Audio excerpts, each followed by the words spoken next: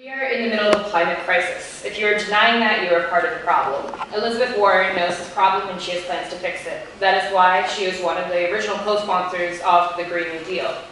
Her plan can be split up in 11 points. Green manufacturing, fighting corruption, clean energy, green infrastructure, good jobs and a just transition, protecting public lands, sustainable agriculture, international standards, improving trade, tribal lands, and clean air and water.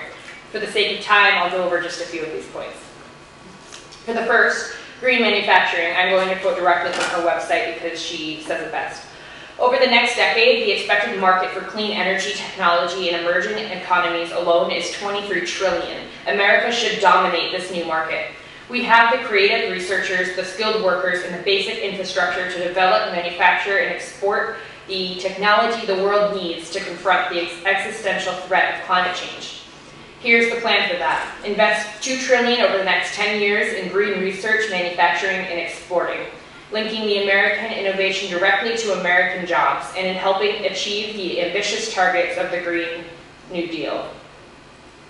And that can be broken up into 3 elements.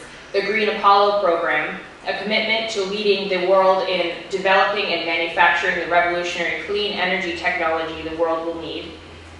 The Green Industrial Mobilization, a commitment to using the full power of the federal procurement process to spur innovation and create demand for American-made clean energy products.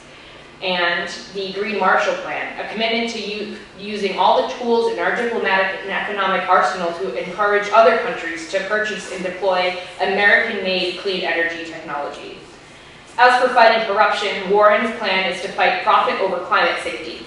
From her plan, Warren's Climate Risk Disclosure Plan addresses these problems by requiring companies to publicly disclose both these types of climate-related risks. Risks of damage to companies as a result of climate change and risks that aid in climate change.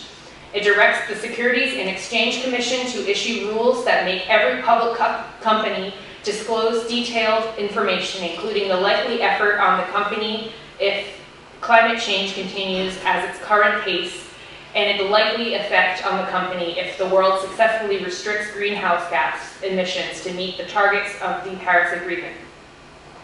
Protecting our lands is a big part of her plan as well, public and tribal lands. For public lands, she will ensure that they are protected from oil, gas, and coal industries. She is quoted saying, "It is wrong to prioritize corporate profits over the health and safety of local communities."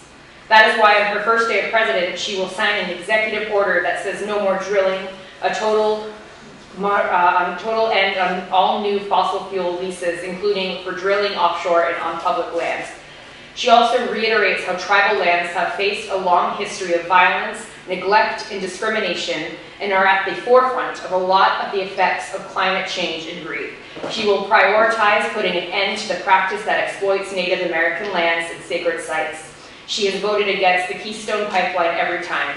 She has a 10-year action plan to achieve 100% clean energy for America because she knows how important this is for our country and our people to be successful. Okay, thank you.